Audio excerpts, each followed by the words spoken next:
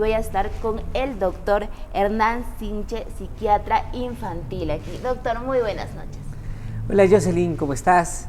Es un placer estar en tu clínica de siempre y poder hablar con la gente sobre algo tan importante como es el trastorno de déficit de atención e hiperactividad, pues dispuesto a responder tus preguntas y las del público. Doctor, comencemos por lo básico. ¿Qué es el TDAH? Bueno, son las siglas del trastorno de déficit de atención e hiperactividad. En términos sencillos, en una imagen, en una metáfora, es un pequeño que tiene un movimiento permanente, aún sentado está en movimiento. Es como si tuviera una pila que nunca se acaba y nos puede llevar a dos problemas que son graves y que necesitan pues ya de un tratamiento que haga que mejore, uno, el rendimiento escolar y segundo, el comportamiento.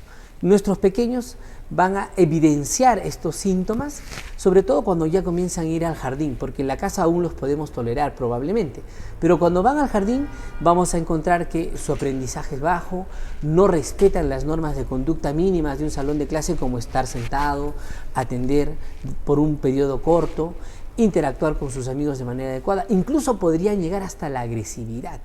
Y estos problemas de conducta y rendimiento escolar exigen pues una evaluación bien hecha para poder iniciar un tratamiento que es recuperativo y a gran velocidad. Entonces, ¿qué es lo que le diferenciaría de tener TDAH? Bueno, esa es una muy buena pregunta, ¿no? Entonces ahí nosotros usamos un concepto que se llama funcionabilidad. Si este pequeño va al salón de clases y se puede sentar, puede escuchar la clase, puede interactuar con sus compañeros, con las adecuadas normas de conducta, entonces estamos dentro de lo funcional, ¿no? Entonces es un niño como todos que está en movimiento, que se distrae, que puede realizar N actividades, pero puede concentrarse en aquello que requiere de atención, ¿no? Como es, por ejemplo, escuchar una clase, ponerse a escribir, iniciar la lectoescritura. Estamos hablando de pequeños menores de 5 años.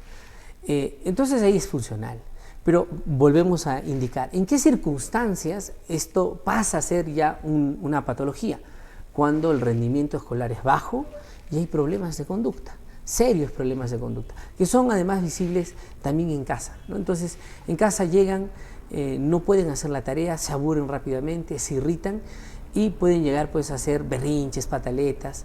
Es un pequeño que además tú les das órdenes sencillas y parece que no escuchara, es como si fuera no está escuchando, ¿no?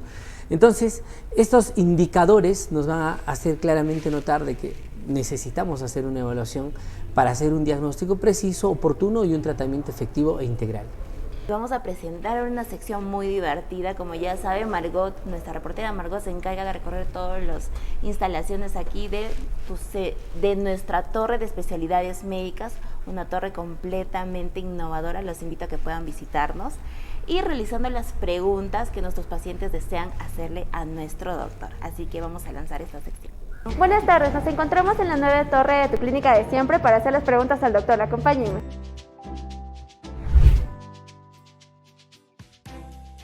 Nos encontramos con la primera pregunta. Buenas tardes, ¿qué duda tiene usted sobre el trastorno de déficit de atención e hiperactividad? El TDAH es hereditario, señorita. Ok, muchas gracias. Buenas tardes, nos encontramos con la segunda pregunta. Disculpe, ¿cuál es su duda sobre este trastorno? Ya, señorita, yo quisiera saber qué tratamiento, ¿no? ¿Qué tratamiento pueden seguir los niños con el trastorno de esto que me está... Ok, muchas gracias. Nos encontramos con la tercera pregunta. Disculpe, ¿qué duda tiene usted sobre el trastorno de déficit de atención e hiperactividad? ¿El trastorno requiere tratamiento médico o algún tipo de otro tratamiento? Ok, muchas gracias. Y estas fueron todas las preguntas de hoy. Sigamos con la entrevista para saber todas las respuestas e informarnos más. Regresamos, así que espero que puedan conectarse y vamos a poner aquí las preguntas que todos nuestros pacientitos nos han realizado y muchas gracias por colaborar siempre con nosotros, que siempre estamos constantemente ahí viendo en qué podemos mejorar.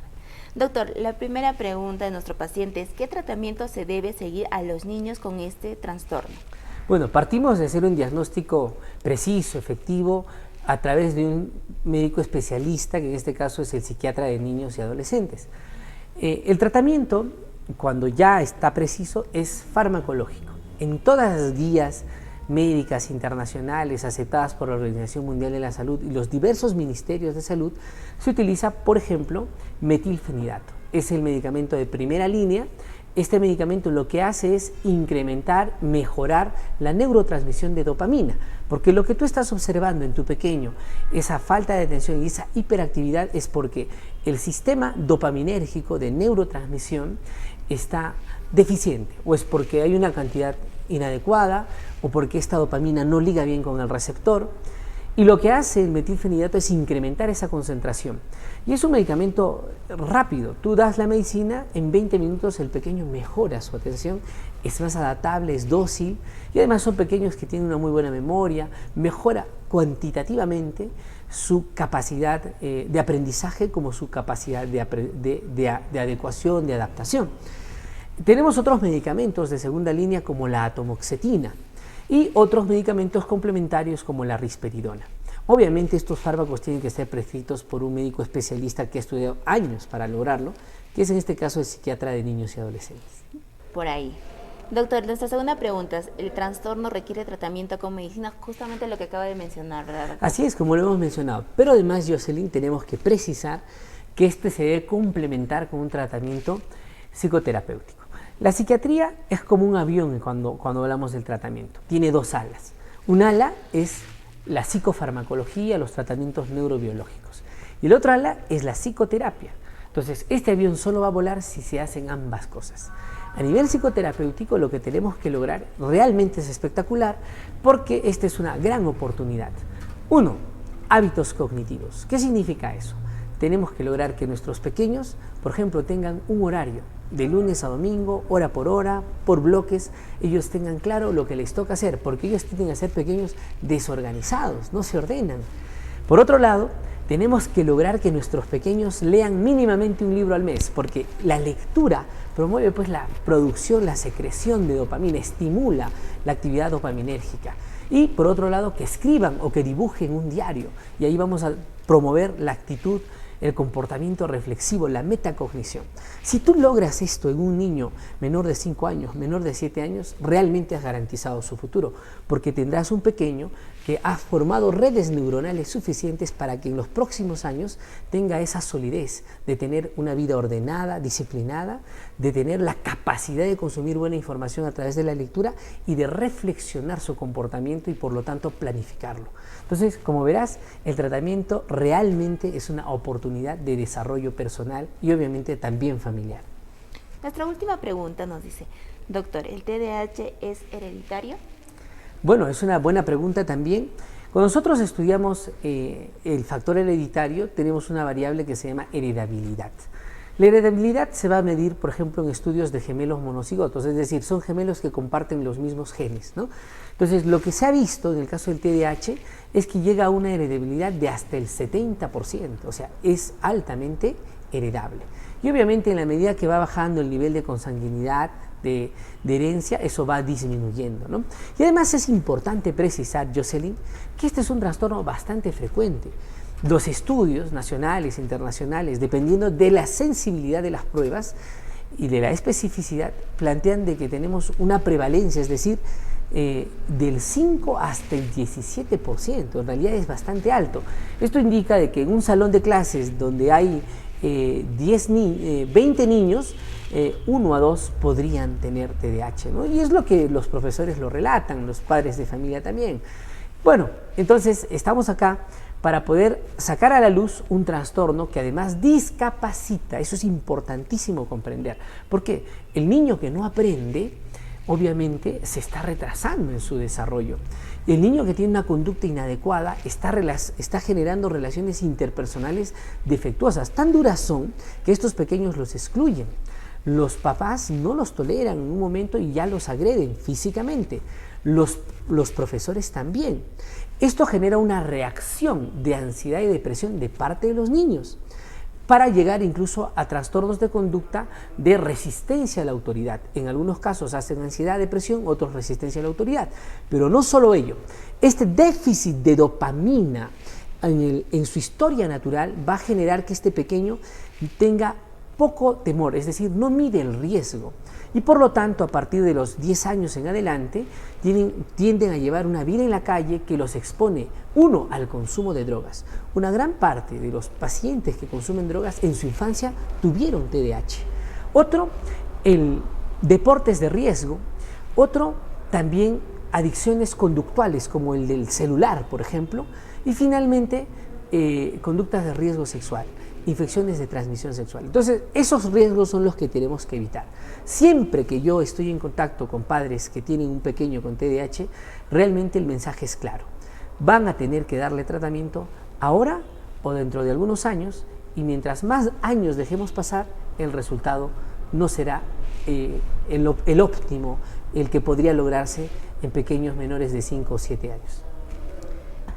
Hay hiperactivo y también hay hipoactivo, doctor.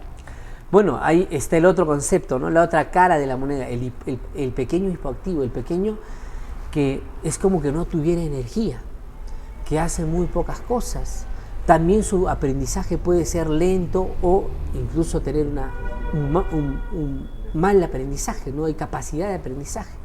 Entonces, ahí hay otro diagnóstico, hay otro grupo de diagnósticos, ¿no? Podemos estar frente a la posibilidad de un hipotiroidismo. El hipotiroidismo es una enfermedad también frecuente en niños. Podemos estar frente a un problema de retardo mental. Podemos estar frente a problemas neuromusculares de hipotonía o problemas que ya vienen por complicaciones en el parto y en el embarazo, ¿no? Como por ejemplo la ictericia neonatal, que podría darte tanto hiperactividad como este cuadro de hipoactividad. ¿El TDAH está vinculado a otros trastornos? Lo mencionamos hace rato. Podríamos confundir TDAH con hipertiroidismo, por ejemplo. Por eso a todos los pequeños que tengan esta sintomatología le vamos a pedir un perfil tiroideo. Podríamos confundir TDAH con otra comorbilidad psiquiátrica, que es en este caso el trastorno de conducta antisocial o disocial. También podríamos confundir el TDAH con problemas de fondo, como por ejemplo son la epilepsia, y podríamos incluso con otros problemas, ¿no? Ya de tipo endocrinológico, como por ejemplo diabetes, ¿no? En estados de hiperglicemia el pequeño puede estar así, hiperactivo. Entonces, como verán, pues esto requiere una evaluación bien hecha, ¿no? Y es lo que nosotros garantizamos. Y ya llegamos al final de esta entrevista. Tratamos un tema muy interesante y que el doctor también en su experiencia como médico lo ha visto demasiado, entonces tenemos que tener ya la forma de cómo lo van a diagnosticar a nuestros niños, cuáles son los síntomas, cuáles serían las consecuencias de no traerlo a tiempo a un especialista. Entonces ya estamos empapados de toda esta información. Muchas gracias, doctor, por habernos acompañado el día de hoy. ¿Cuáles serían sus últimas recomendaciones para todos los pacientes? Bueno, en realidad para los padres. Todos los que somos padres podemos dar la vida por nuestros hijos. Es más, todos los días trabajamos, nos esforzamos por nuestros hijos. Lo que debemos hacer es que ese esfuerzo sea un esfuerzo inteligente, un esfuerzo con la guía del conocimiento científico, filosófico, artístico y espiritual. Si logramos eso, hemos garantizado el bienestar de nuestros hijos, no mañana, sino hoy, con el bienestar de nuestras familias. Desde esa perspectiva nosotros estamos acá en tu clínica de siempre para poder ser un apoyo, alguien que en tu camino pueda guiar un desarrollo adecuado familiar y de todos los miembros de la familia. Y con nosotros será hasta una nueva oportunidad. Recuerda que tenemos 24 horas, así que no hay excusa para no confiar en nosotros. Gracias por acompañarnos y que tengan una linda noche. Hasta luego. Ahora sí, doctor, nos despedimos. Bueno, muchas gracias. Un abrazo afectuoso. Claro que sí. Ya listo.